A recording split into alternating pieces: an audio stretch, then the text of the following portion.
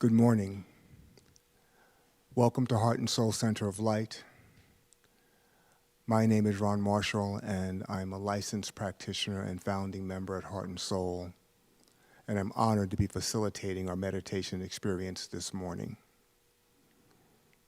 This morning, we're taking the opportunity to immerse ourselves in stillness so that we may connect with the knower within, so that it may be our guide during this time of change. Wherever you are, I invite you to make yourself comfortable so that you may be open to divine guidance. Know that right where you are, God is, and therefore it is safe and sacred space. So if you're willing, I invite you to gently allow your eyes to close and take this opportunity to relax and let go of all that has happened up until this moment. Join me in taking a deep, conscious breath. Breathe in and release with a sigh. Now give thanks for your breath as you gently allow it to return to its natural rhythm. Take a moment to notice the path that your breath takes through your body. While the path that our breath takes, like each of us, is unique, every breath is part of the one breath, which is breathing us all. Let your breath be an ever-present reminder of your oneness with Spirit and its ever-availability as a guide and source of inner peace, love, and clarity, regardless of outer circumstances. As we enter the stillness, remember to focus on your breath and to offer this affirmation as our guide. I have been that I have been. I am that I am. And I will be what I will be simultaneously.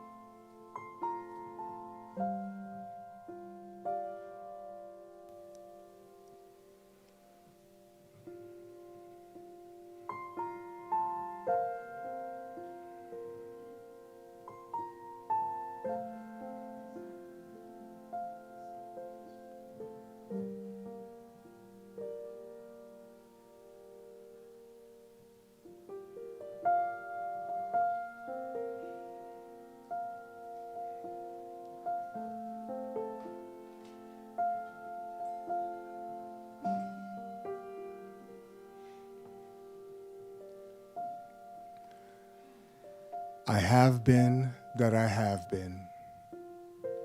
I am that I am. And I will be what I will be simultaneously. I now invite you to return your awareness to the space that you're in. To do so, you might focus on your feet and notice and feel the support of the surface beneath. You might gently rub your palms together and begin to expand your awareness and feel the space around you. When you're ready, I invite you to gently allow your eyes to open. This completes our meditation experience. And so it is. Thank you for creating a safe and sacred container of love for our service this morning. We have a wonderful opportunity during these times of change to spend more time being still and renewing our relationship with the One. And I invite you to do so whenever, wherever, and however possible. It has been a pleasure and an honor to facilitate this morning's meditation. Thank you.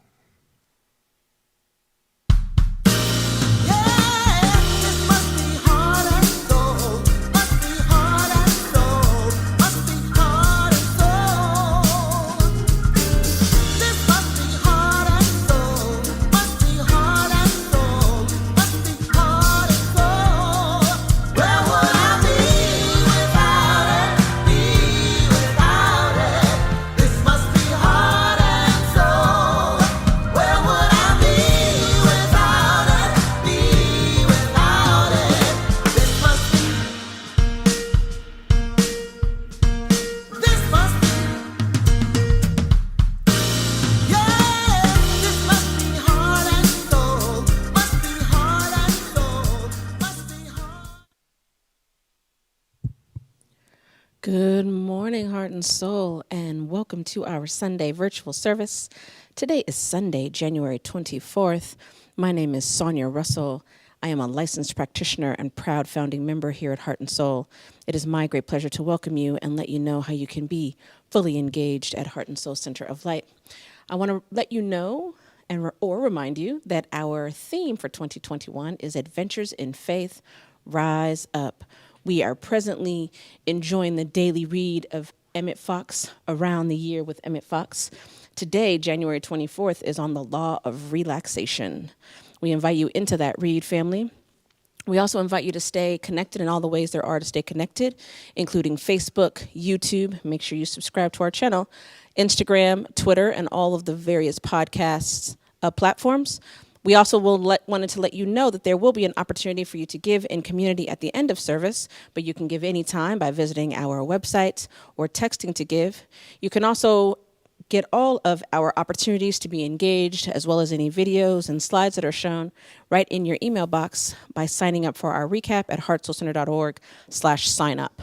And I invite you, of course, to be continued in our community affirmation. Thank you for everything. I have no complaint whatsoever. Our practitioners are doing a weekly book study with Around the Year with Emmett Fox, an opportunity to be in community together on Mondays. And it happens every Monday at 6:30 p.m. Pacific time. You can join by simply visiting heartsoulcenter.org/Monday review. That will take you right into the Zoom meeting. We invite you to spend some great quality time in community together, family. And come sing with us, introducing our Heart and Soul Rise Up virtual choir for Easter 2021. Sessions are going to go from February 9th to March 30th. That is 8 consecutive Tuesdays. You must register by Tuesday the 9th to participate, and you can register by visiting heartsoulcenter.org/virtual-choir-reg. Imagining Justice is happening on Wednesdays, hosted by our own Valerie Joy and David. We are excited that this Wednesday, IJ's Voices and Visions of Anointed Activists project, Where Are We Going?, includes visioning with our own beloved Reverend Angelo Allen. So come and make sure you're spending time with us, family. That session begins at meditation begins with meditation at 6:15 p.m. Pacific. On Thursday, Tammy Hall is live from 6 to 8 p.m. Pacific via Facebook Live. She is a virtuoso and a beloved member of Heart and Soul. And so we invite you to spend time online with Tammy and to tip generously. And while we are no longer premiering any pop videos, we invite you to get a pop anytime by visiting our YouTube channel for Reverend Andriette's vlog, Point of Power. There's also, we are introducing our we're introducing our Power of Prayer pop. Power of Prayer for such a time as this is on-demand laser prayer on topics that touch our lives, our health and healing, love, relationships, money, prosperity, family, and more. These prayers are spoken by the Heart and Soul Prayer and Care Circle, and you can begin listening to those podcasts by visiting any of the ways in which you listen to podcasts, but have a 24/7, 365 opportunity for prayer. You can also visit anchor.fm/Heart Soul Center. We recently moved, and if you're considering a gift for our new church home, gift cards are a great idea. You can get one from any of these familiar retailers. You can also visit heartsoulcenter.org/wishlist to check out our Amazon wish list. And I invite you into being present, family, for our opportunity to recite our vision. We like to ensure that we are grounded in this, as this is who we endeavor to be on the planet. And so together, family, we are a loving and compassionate, world-class teaching and empowerment ministry. Through a consciousness of universal God presence, we release all resistance, separation, and fear. We claim our personal liberation and accept the eternal availability of joy, love, and abundance. Through our intention to be love and spread joy, we engender reflections of the same and more in others. Our ministry is a gift to the world, which expands through our practice and dedication. We welcome all people, and together we make a quantifiable, positive difference on the planet. And so it is. And so, family, now I invite you to find your breath. Allow ourselves to be fully present in this moment as we are touching and agreeing, as we remember to remember that God is all that there is. All that there ever has been is God. All that there ever will be is God. The same force that kept us while we slept and woke us this morning is that which rose the sun, that which brings the rain. It is that which beats our heart and circulates our blood. The same force that encircles the entire planet. We are born of this perfection, of this oneness, of this divine intelligence. God is, we are, and all is well. And so it is from this place of knowing, this place of trusting, this place of deep, abiding faith that I, Sonia, speak my word on behalf of my beloved Heart and Soul Center of Light community, giving thanks in advance for our heart's desires being made manifest. Knowing that today and every day we have the opportunity to be and see love, to experience that which allows us to be present in everyone, to know the light, to know the goodness, to know that God is present in every person, every place, and every situation, regardless of the appearance of things. I know, and I know that the infinite is always working through us, as us, allowing each and every one of us to be here perfectly, wholly, and completely. And I know that we get to experience that goodness, that love. We get to experience health and wellness. We get to experience prosperity and abundance. We get to experience all that is God, all that we are, all that is the perfection of each and every moment. And so I'm giving thanks. I'm giving thanks for knowing the truth of each and every one of us as one with the infinite. I'm giving thanks that each of us has the opportunity to know this divine love, to know this divine peace, to accept it as our beingness, our isness, our allness. I am giving thanks that Heart and Soul Center of Light continues to be a beacon of love and that we have the opportunity to serve. I am grateful for everyone that serves this ministry, for our practitioners and our sacred servants, for our ministers and our board, for our beloved Reverend Andriette saying yes, and then saying yes again, and then saying yes again. I am grateful, family, this day and every day to be a part of this beloved community and for the good sense to be grateful. And so it is in perfect gratitude that I simply release this word into the law. I know that it is done and done well in God. I allow it to be so now and forevermore. And so it is.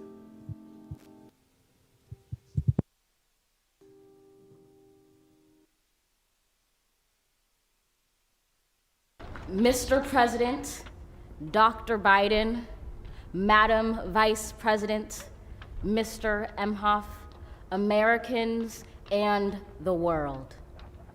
When day comes, we ask ourselves, where can we find light in this never-ending shade? The loss we carry, a sea we must wade. We've braved the belly of the beast. We've learned that quiet isn't always peace, and the norms and notions of what just isn't always just is. And yet the dawn is ours before we knew it. Somehow we do it. Somehow we've weathered and witnessed a nation that isn't broken, but simply unfinished. We, the successors of a country and a time where a skinny black girl descended from slaves and raised by a single mother can dream of becoming president, only to find herself reciting for one. And yes, we are far from polished, far from pristine, but that doesn't mean we are striving to form a union that is perfect. We are striving to forge our union with purpose, to compose a country committed to all cultures, colors, characters, and conditions of man. And so we lift our gazes not to what stands between us, but what stands before us. We close the divide because we know to put our future first, we must first put our differences aside. We lay down our arms so we can reach out our arms to one another. We seek harm to none and harmony for all. Let the globe, if nothing else, say this is true. That even as we grieved, we grew, that even as we hurt, we hoped, that even as we tired, we tried, that we'll forever be tied together, victorious, not because we will never again know defeat, but because we will never again sow division. Scripture tells us to envision that everyone shall sit under their own vine and fig tree, and no one shall make them afraid. If we're to live up to our own time, then victory won't lie in the blade, but in all the bridges we've made. That is the promised glade, the hill we climb, if only we dare it, because being American is more than a pride we inherit. It's the past we step into and how we repair it. We've seen a force that would shatter our nation rather than share it, would destroy our country if it meant delaying democracy. And this effort very nearly succeeded. But while democracy can be periodically delayed, it can never be permanently defeated. In this truth, in this faith we trust, for while we have our eyes on the future, history has its eyes on us. This is the era of just redemption. We feared it at its inception. We did not feel prepared to be the heirs of such a terrifying hour, but within it we found the power to author a new chapter, to offer hope and laughter to ourselves. So, While once we asked, how could we possibly prevail over catastrophe? Now we assert, how could catastrophe possibly prevail over us? We will not march back to what was, but move to what shall be, a country that is bruised but whole, benevolent but bold, fierce and free. We will not be turned around or interrupted by intimidation, because we know our inaction and inertia will be the inheritance of the next generation. Our blunders become their burdens, but one thing is certain. If we merge mercy with might and might with right, then love becomes our legacy and change our children's birthright. So let us leave behind a country better than the one we were left. With every breath from my bronze-pounded chest, we will raise this wounded world into a wondrous one. We will rise from the gold-limbed hills of the west. We will rise from the wind-swept northeast, where our forefathers first realized revolution. We will rise from the lake-rimmed cities of the Midwestern states. We will rise from the sun-baked south. We will rebuild, reconcile, and recover in every known nook of our nation, in every corner called our country. Our people, diverse and beautiful, will emerge battered and beautiful. When day comes, we step out of the shade, aflame and unafraid. The new dawn blooms as we free it. For there is always light, if only we're brave enough to see it, if only we're brave enough to be it.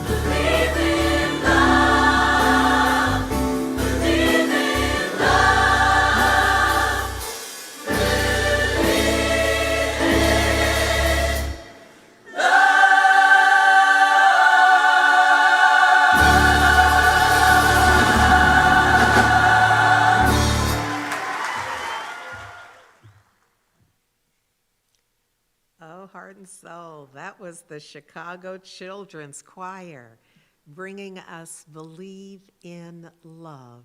Y'all know I have never met a lyric that I couldn't work with. And so I just want to highlight for you because who we are, let me just establish the very nature of heart and soul, our foundation, the truth of our being would mean that we naturally believe in love. How you gonna be heart and soul and not believe in love? And so this is a song for us. Part of the lyric says, the power is ours to make this world better. There is no greater hour to get ourselves together. Come on, some of y'all are hearing the message, the call on your life and your being. We can't do it alone. That's why we sing this song. There is more we can achieve if we just believe in love. There's so much more we can do if our hearts stay true to love. And that's how we begin. That's me throwing down the gauntlet, if you will. As if there's so many proud mamas and papas and aunties and uncles who are just claiming Amanda Gorman as our own in every way, shape, or form, even though most of us had no idea who Amanda Gorman was before the inauguration. But that is forever changed, and rightfully so. Rightfully so. The name of her inaugural poem is The Hill We Climb. And in my mind, if you're looking at the screen right now, this is the hill we climb. It's our adventure in faith. It's this call to rise up. Even in her poem, she says, we rise. We will rise. We will rise. She declares it. And this is exactly, I'm just saying that for such a time as this, it does not require that we be prophetic in order to know what time it is and what's required of us. And so we are likewise heeding the call of our young poet laureate to rise up. So we've declared it for this year. We're honoring that this is an adventure in faith. And if you listened, and I'm going to remind you of pieces and parts of the poem, The Hill We Climb, because it's a part of our adventure in faith. So our young poet laureate, our dear young sister Amanda Gorman, who's a wordsmith, a change maker. She's the youngest inaugural poet in U.S. history. On my planet, she stands in courage, in clarity, with charisma and wisdom. And so we want to have a listening. We want to shift our energy in a way. I know there's some of us who have a hard time hearing young'uns, and I'm going to ask us to get that handled. Because there's some wisdom coming our way, and often what blocks it is that it doesn't sound the way we sound. It doesn't. She was able to bridge that, but the young folks don't have to do that in order for us to listen. We must shift our listening capabilities so that we can hear the wisdom of the young, so that we can honor their courage, so that we can align with their clarity. She's made it easy for us. But our challenge, as you know, for this year and for the new us of this year, for many of us, we start the year declaring the new me for the new year.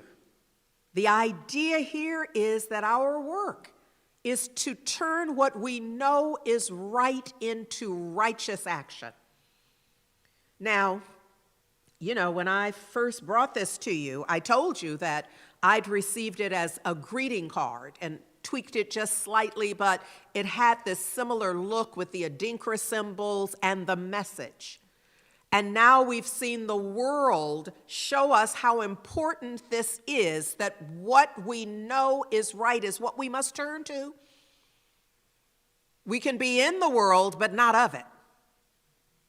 Because we must be about righteous action, to walk toward the light of truth with no fear, so that this new year, this year, 2021, will be a year of positive change. Now, hear me clearly, we're on an adventure in faith. So this isn't a skip to Maloo year of positive change. This isn't just I'm going to declare it and there it is. This is where I'm going to have to declare it throughout the day. I'm going to have to declare it upon rising, upon going to bed. I'm going to have to shift my life in ways that I hadn't thought that I would. In 1 John 4:4, there's this message for us. We are of God, and we have overcome. There's a lot. We're all standing on the shoulders of ancestors, and we are knowing that we've come through. There's not a one of us that hasn't been through the test and hasn't emerged with a testimony. So we have overcome. Why? Because greater is the divine. Greater is he that is in us than that is in the world. So it's in my mind, this is putting the order of things in their righteous order. It's saying, well, let me do it like this, that I'm a Berkeley girl. I am literally from Berkeley. Grew up in Berkeley. And so those of us that are from Berkeley, we have, and those of you who aren't kind of have a sense of how we are. They go, oh, well, you from Berkeley. And if you're from Brooklyn, you know what being from Brooklyn is like. You know there's a whole thing that goes with that. The folks from Chi-Town, there's a thing that goes with that. But in the final analysis, all of that is more recent. Because the truth is that we are all from source. That we are all from the divine, from the all in all, from the living one, from the strong one. We have, whatever you call it, it don't care, I don't care. Just make sure you're calling it something. That our origin is clear.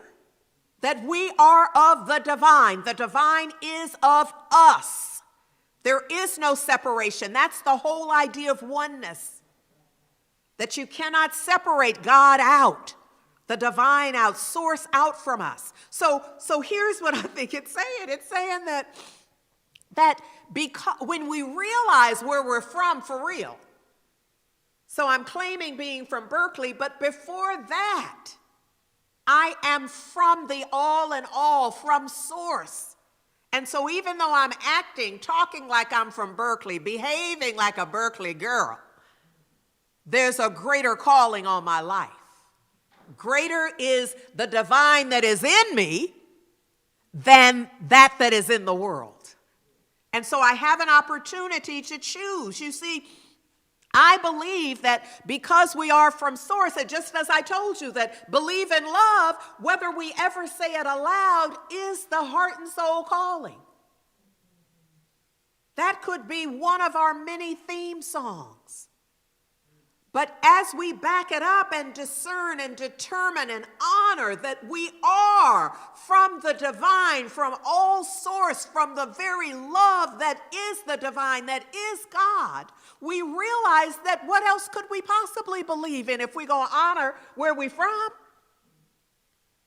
And some of us have enough kind of connection with the city and region and area that we're from that we defend that.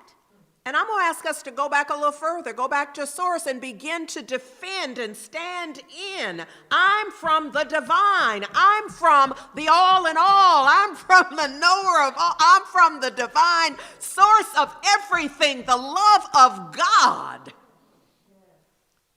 Because if being from Oakland or Chi-Town or Brooklyn or wherever you claim you're from, if that can get your shoulders back and your head up and a little attitude, well then knowing the truth of your origin ought to work it all out. I'm just saying something this morning. It's this notion of acting like you know where you're truly from. And then there's to me, that's, if you will, more the macro of my intention today. But then I I watched an interview with our young sister Amanda Gorman, where the interviewer asked her, because, well, here's the thing that I know so well, and I get it, and in fact, if you watch and listen to old recordings, earlier recordings of Amanda Gorman, you can hear, or I can at least hear, her speech impediment. Because I grew up with a speech impediment, so I recognize that when the challenge, even now, those of you who know me well can see when I'm choosing a new word, because I realize that the word that is there for me to say, I cannot say it. Because I cannot say it correctly, I cannot say it clearly, because I'm in a space where I recognize that bit of a speech impediment that interrupts my ability to clearly organize this whole speech system in a way that is intended, that I'm left to finding something, a synonym that I can pronounce. There are some of you who've tried to work with me and tell me that I'm not even going to tell you what my letter in the alphabet is, but some of you have tried to coach me, and I allow that, I get it. But there are those words that in the moment of being free and on mic that are so challenging. So I have a tremendous affinity for this sister, a tremendous affinity. And the interviewer asked her essentially, did having a speech impediment lead you to poetry? And she essentially answered this way. I just transcribed it. She said, I hear this strong, self-assured voice when reading. And what that told me, when she realized that when she's reading her poem, she realizes that that's a different voice. And I'm connecting it with 1 John 4:4, that the one within is greater than the one without. So she recognizes that there's a power in her inner voice. So I'm come today to say, listen to the inner voice. There's a lot of outer voices trying to tell you what to do, be, and have. But it's the power of the inner voice. And when she realized that she heard the power of the inner over the voice of the folks, of what other folks might hear, that there was something else going on the inside. I hope you understand what I'm talking about this morning. I know it maybe isn't for everybody, because some of y'all just speak and have never had to think about what happens when you open your mouth. For those of us who stuttered or had a speech impediment, that's not so for us. She said the only thing, and this hit me, because we call it a speech impediment. And her response was, the only thing that can impede me is me. And I said, oh, hello. Go on with your young wisdom. Set the elder straight. Because I still have an awareness that sometimes I call it, I recognize it, even if I don't use the word and say it aloud, I'm operating as if I'm honoring a speech impediment, which means that it's impeding something, my ability. And she's like, the only thing, Auntie Andriette, that can impede you is you. I'm like, thank you, daughter. Thank you. I needed that. But look, I've blended in our young sister, Amanda. my intention was to talk to you about the beloved community. And so I'm going to do a little bit of that with the time that I have, because her words and her consciousness blend so beautifully with Dr. Martin Luther King Jr.'s borrowed notion of the beloved community, which is a global vision. Y'all know that. Well, you may not, so allow me to say that Centers for Spiritual Living, Heart and Soul Center of Light, is an affiliate of the international organization and movement of Centers for Spiritual Living. And their global vision includes that we see a world that works for all. That is essentially the beloved community. The beloved community, at least as Dr. King articulated it, is that global vision of a world that works for all. He added detail. He added strategy. He added specifics to it. And so my sense is, the truth is, I don't know what I'm doing next week, but I think I'm coming back and talking some more about the beloved community. But right now, I just want to lay a little track around that, because Dr. King says, and I'm wanting you to, well, I'm going to help you out. Don't worry about it.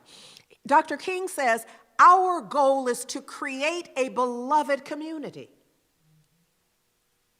Our adventure in faith is to create a beloved community, first of all, in our own consciousness.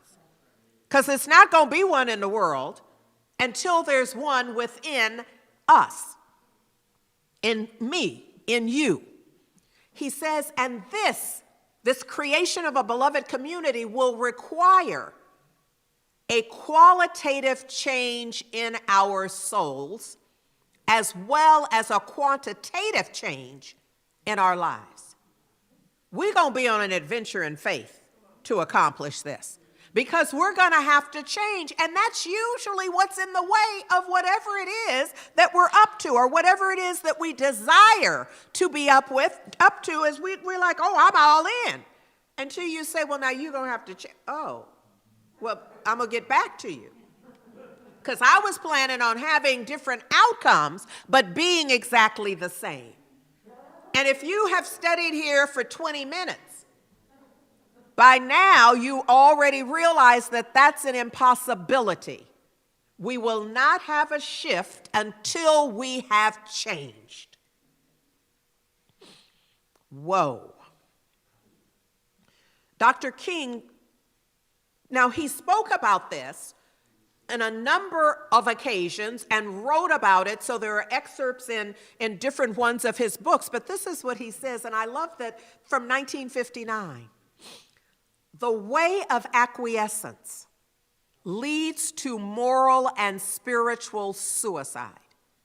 Now, you know, I've been up here last week. I was up here crying and carrying on. And it was part of what I wanted to convey was this moderate, the white moderates and wannabe allies with the acquiescence and the lukewarm, the tepid engagement that manifest as, what's your rush, y'all? Can't you just be patient? And it makes us think, just so y'all know, what we're thinking is, are you really asking us to wait 400 more years? What? And the clock really didn't start 400 years ago, just so you know. So we just like pick that number because it's a nice round number, but I'm just like, what would be the date? What exactly would be the date when we would have a critical mass agreement that we're going to give up the foolishness of separation and discrimination and get on with the business of the beloved community, of oneness? He says the way of violence leads to bitterness in the survivors. Can I just say January 6th? and not say nothing more?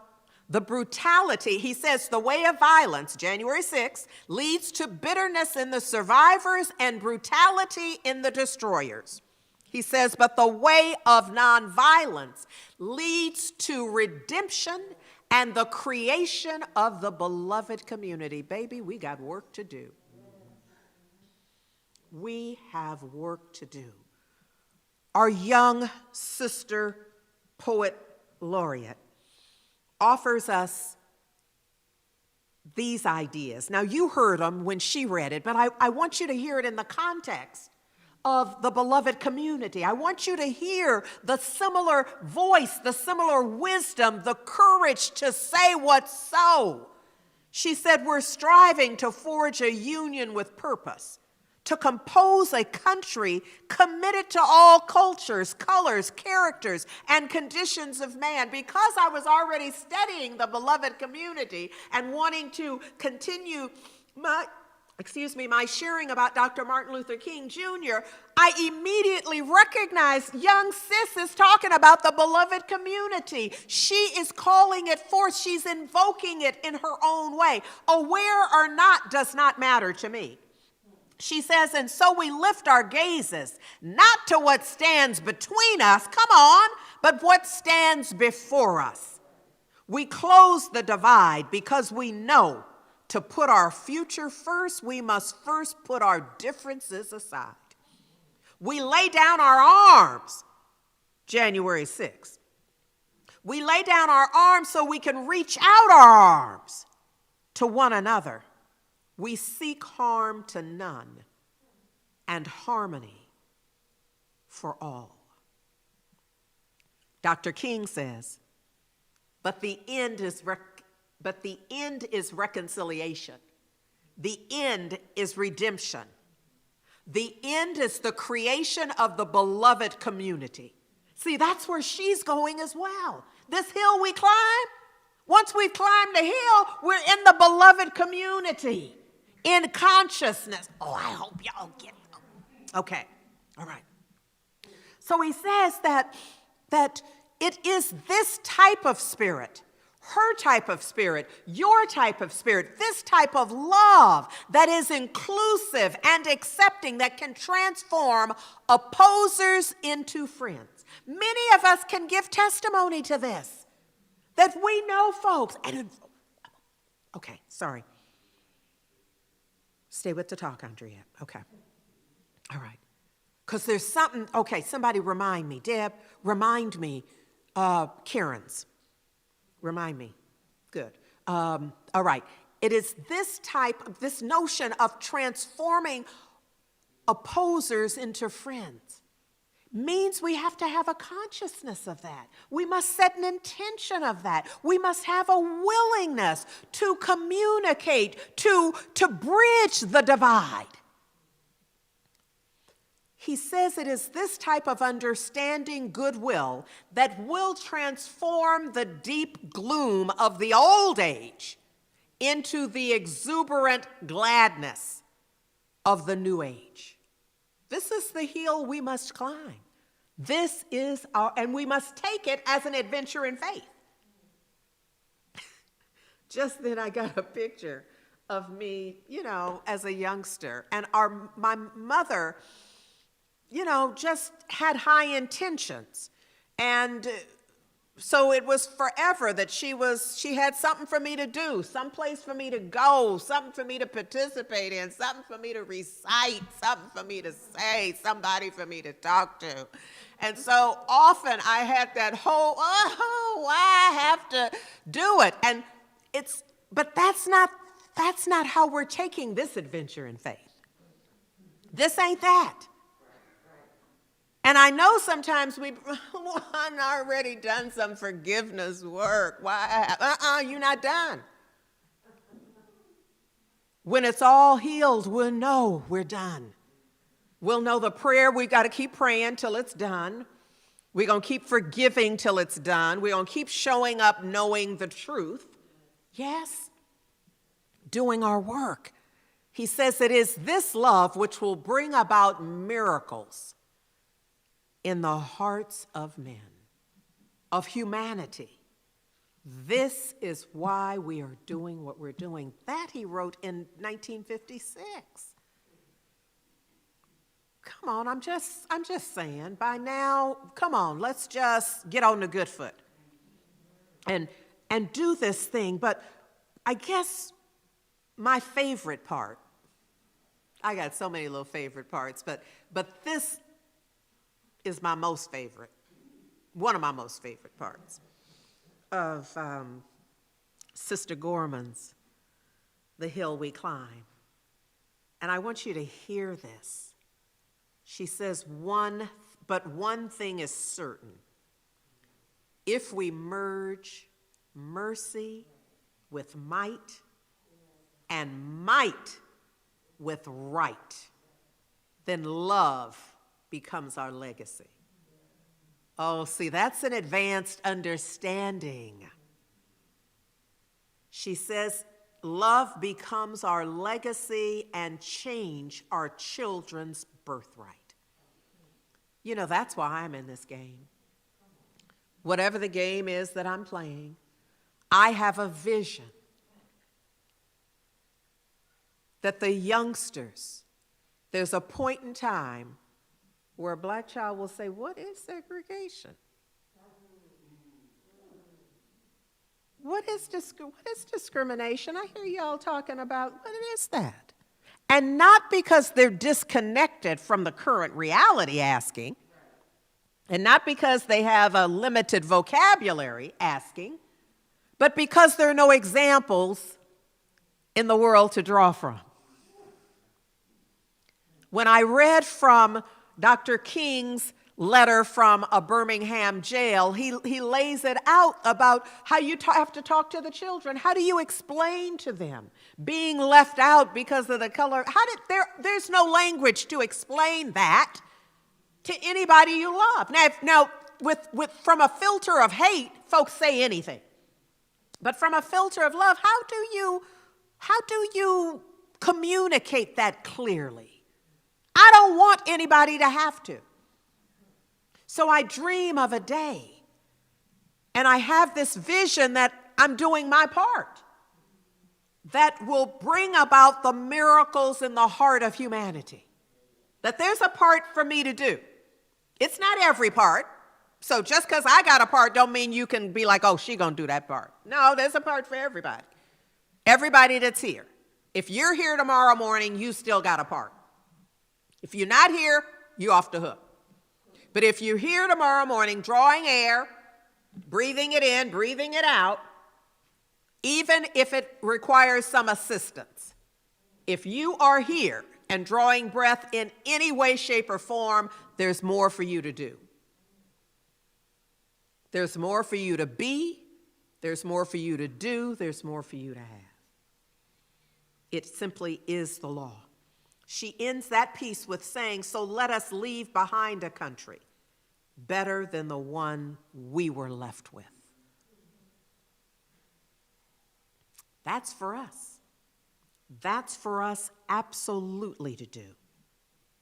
Oh, this notion of the beloved community is the bottom line. That's what she's talking about. Let us leave behind a beloved community. She says a country better than the one. That's the beloved community.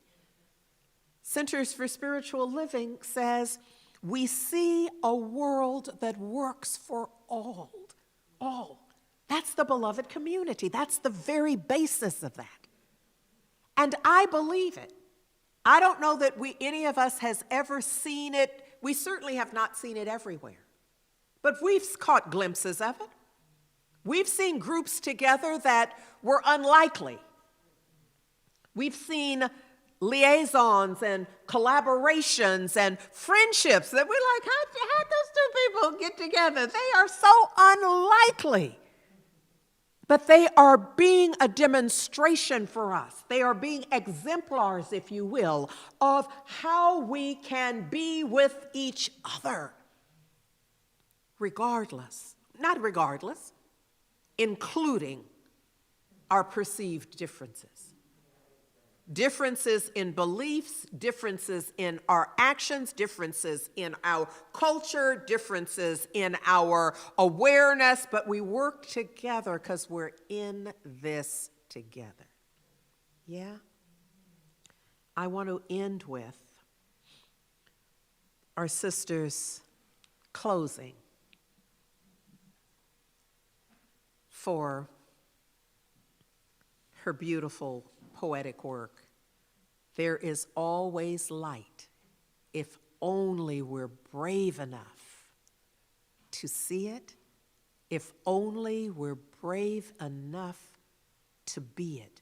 We'll realize that it all fades into God, that in our pain and there inside our weakness is the seed of something greater, only if we're brave enough to know it.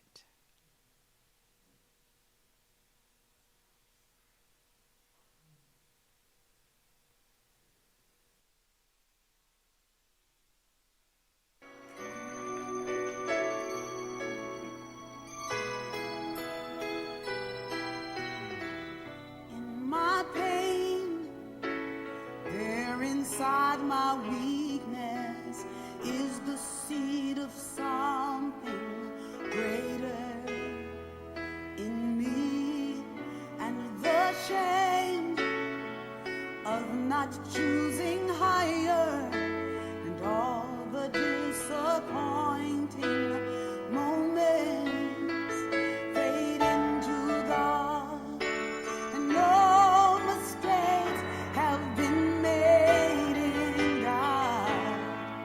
All the ways that we seem to fail in God all fade, all fades into God.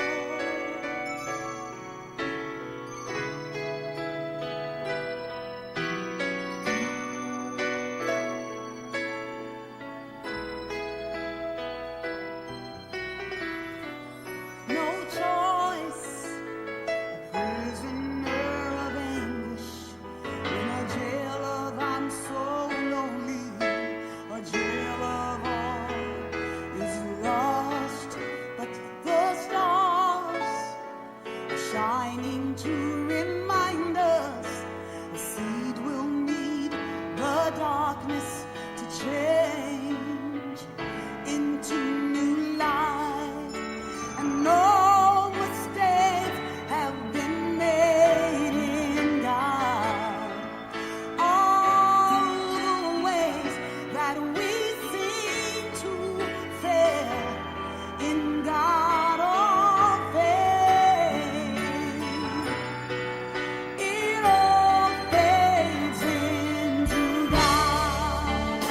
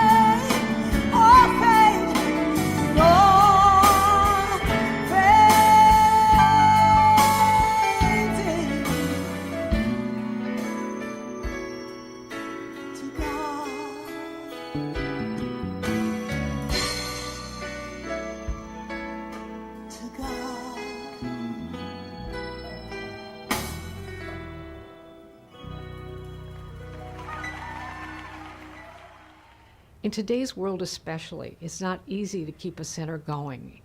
You know, often as a participant or a congregant or someone who's part of the community, we're not really thinking maybe about the electric bill and about all the many things it takes to keep a community together and growing. Some of you know that I am the founder of the Prosperity Plus programs 1, 2, and 3, and I know that your center has offered these programs to you. I'm a deep believer in tithing. And we all have giving patterns. Many of us give actually only emotionally. We give when we feel like we have a little extra.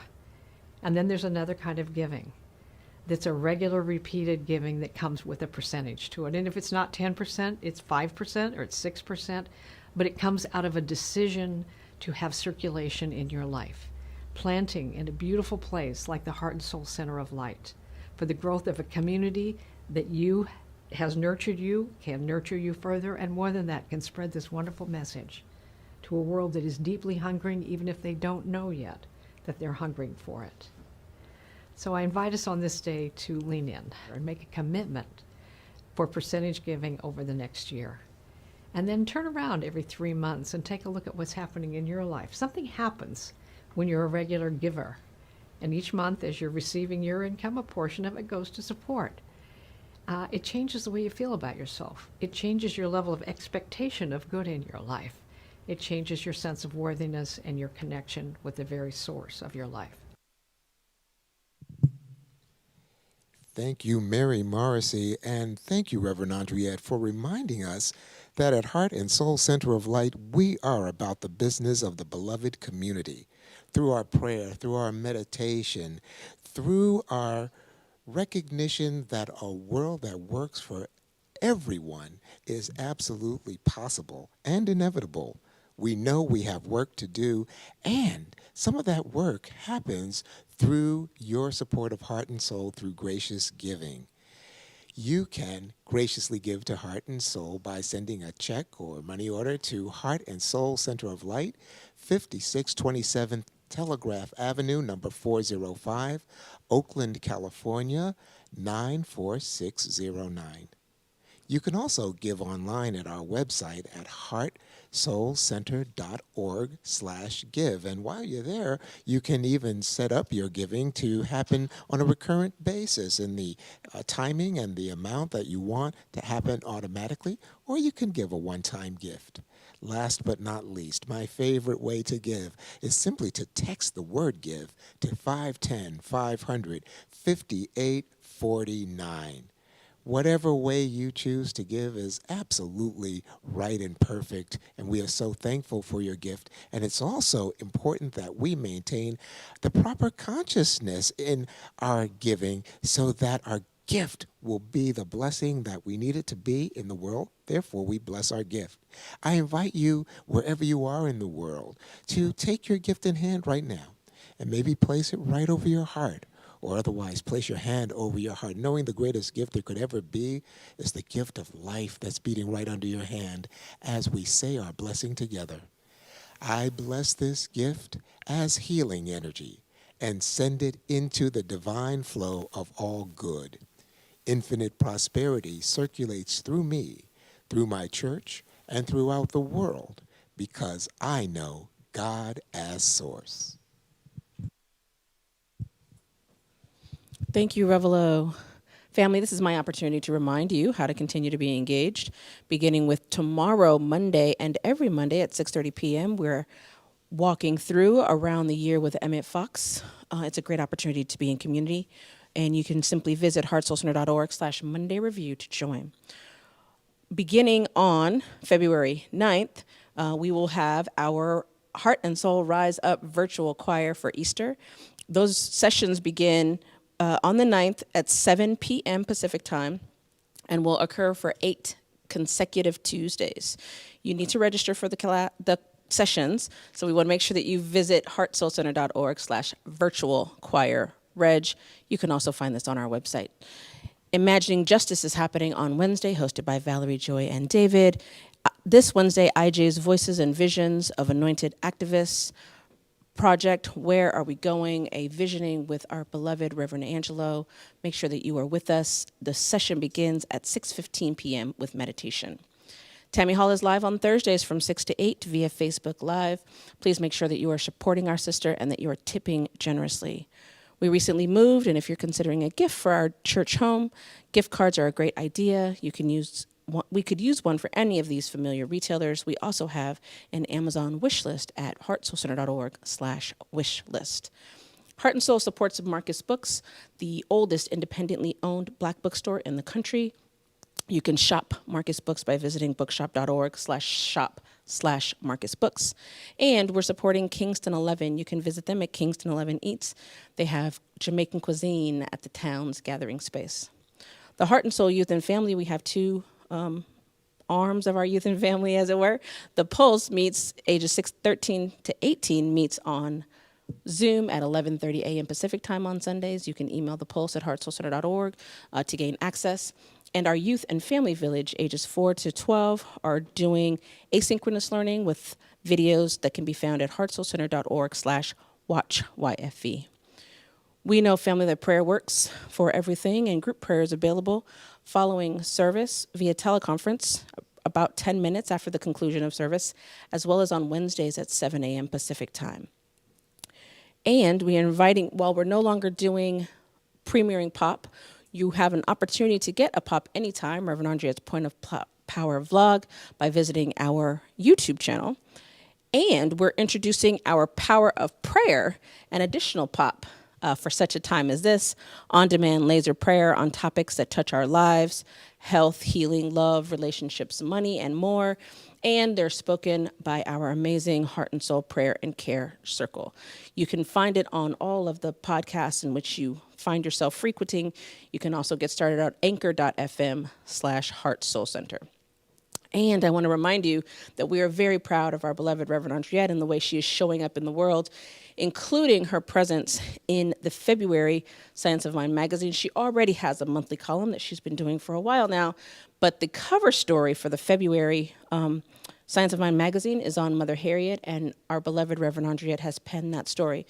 So we're inviting you to make sure that you tell your friends, you tell your family about getting connected with Heart and Soul, and pick up a copy of the Science of Mind magazine.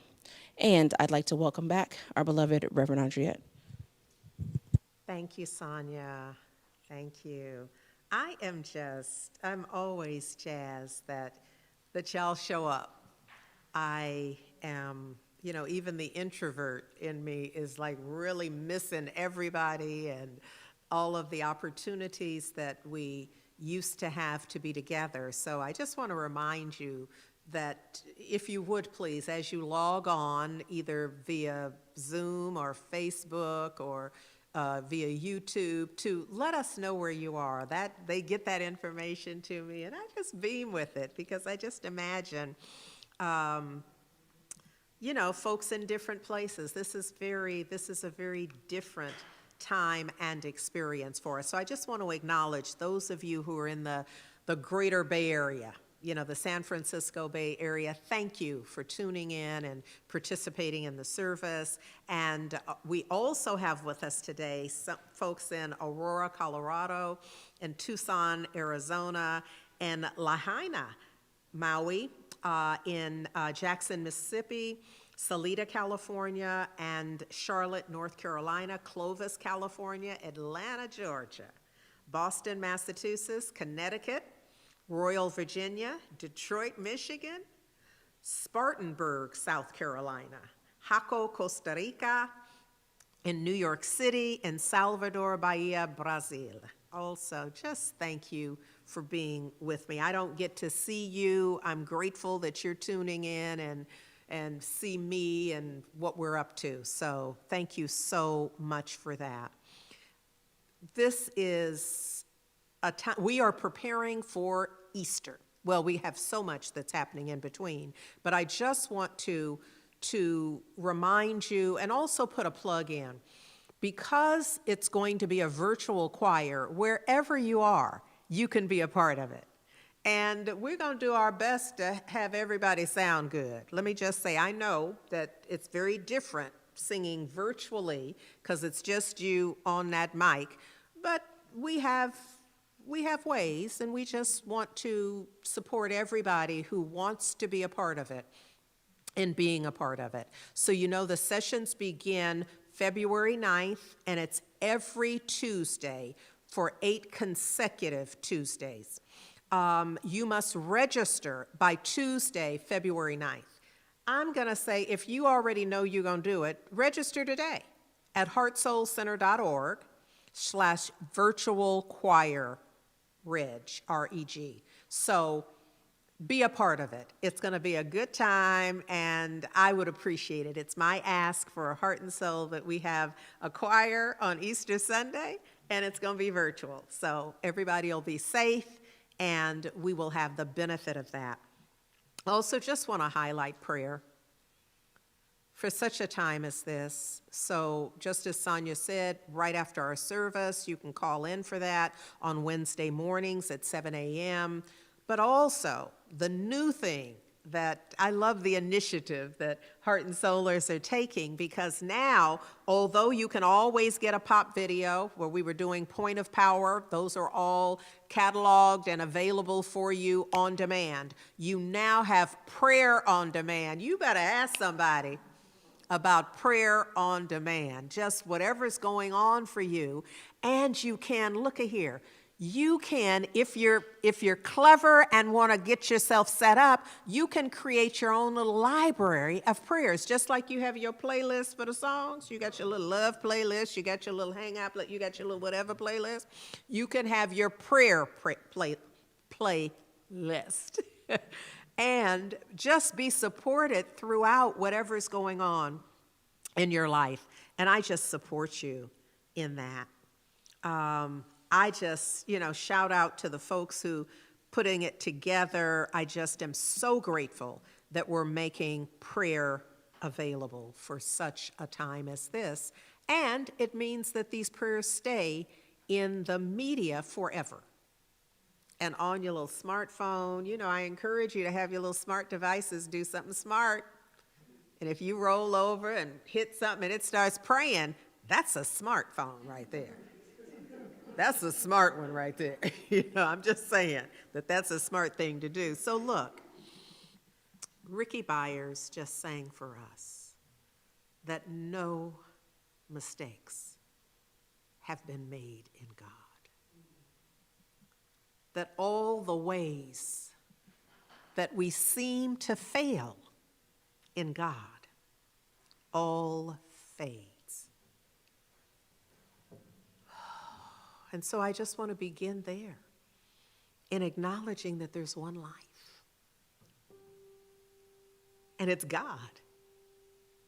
And within that life, it all fades to love, to health and well-being, to joy, to peace. That all of the machinations in life, that in this moment, each of us can know, and I'm standing in the gap, willing to know for each of us that there is one life, the living one, the strong one breath that is breathing absolutely each and every one of us, regardless of who we are, or where we are, or what we've done, or what we haven't done. We are all being breathed by the breath of the living one, the strong one. And we are breathing the breath of the living one, the strong one. We are living the life of the divine, even as the life of the divine is living us. And so we know, or I am knowing for each and every one of us, that right where we are is perfect. That whatever it is we're going through, that too will fade away.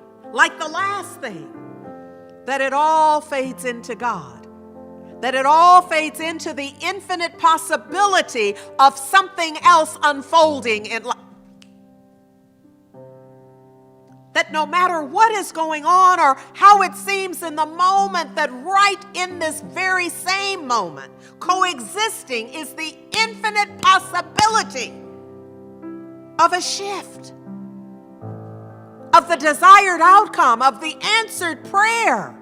So I speak this word right now that we have the courage that we have the courage, the fortitude, the absolute unmitigated gall and gumption to stand heroically with courage, knowing that something else is not just possible, but certain. It all fades into God. Oh, I stand today just declaring health and well-being. I declare, I command a peace that surpasses all understanding. A peace that none of us has words for. That we just are bathed in, that we're washed in the divine love of God.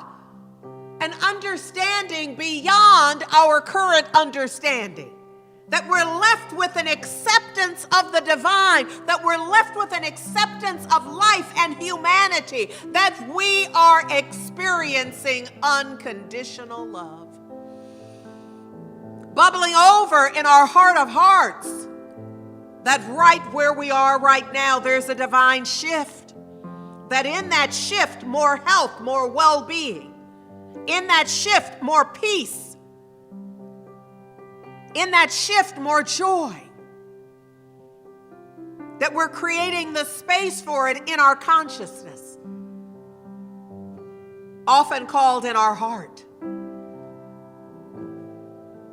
Oh, I know, and I know that I know that this is not just an idea, words in a prayer, that this is the truth. I know that it's not possible, that it is impossible for this word to return void. That I speak it commanding a shift, a change. That this is true for everyone who brings a willingness, for everyone who meets me in a knowing, in the possibility, in the pool of infinite possibility, calling forth the shift born out of our willingness to change, our willingness to accept that right where we are, the whole perfect and complete nature of God is. And then allow it to have its full sway. How about that? That we allow it in, that we have a listening, that we are open to shift and change and be more available to divine guidance, to knowing the truth about whose we are and how we are in God. Oh, I'm just grateful. I'm grateful for the word. I'm grateful for this opportunity to speak this word. I'm grateful for knowing that there is divine principle, divine law that is already actively engaging this word in its outcomes, in its unfoldment. I'm grateful that all I must do now is release it. And release it I do. I release it. I let go. I let God. I release this word into the perfect activity of law. I am literally turbocharging it with my love and my willingness to know that it's done. And that it's done well. And so I simply let it be. Amen. Ashe. And so it is. We let the love, the joy, the peace wash over us and into us. We let it be. We let it make us kinder. We let it hold us together. We're going to let Ricky Byers tell you about it. You don't want to miss this.